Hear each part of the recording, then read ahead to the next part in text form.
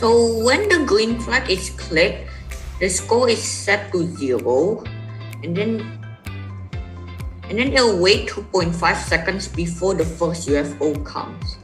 Then it will make a clone every 1 or 2 seconds. When it starts as a clone, it will show this pick random thing to determine whether the UFO spawns at the left side or the right side. Yes. It will then go to a random position. Glides. Random position. Okay. Also, there's this script. If it touches the ammo, then it'll make a sound pop, and it'll also make the score go up by 1. Then it will delete its clone. Right. Yes. Alright.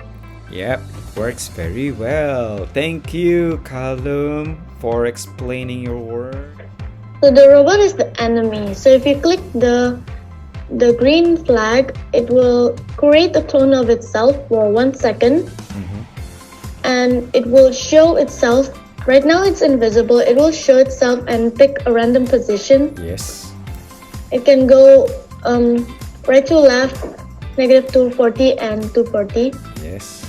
And it will glide to its random position, and then it will delete its clone after 1 second. All right. So let's try. Yes. To the complete left of the screen, negative 240. Else, which means if it's 0, it will go to 240 on the right side. All right. Then it glides onto 1 second to random position like this.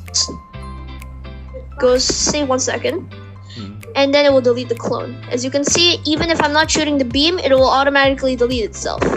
Good. The randomizer helps set the UFO go from the total left of the screen or the total right of the screen. With You can see it randomizes between left or right.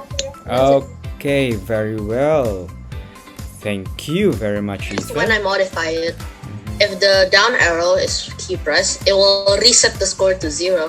Oh, down arrow. So it's kind of like a reset button. Oh, and also, how do I? Oh yeah, here it is.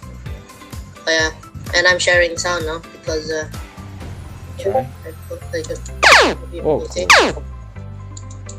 Okay. wow. Nice.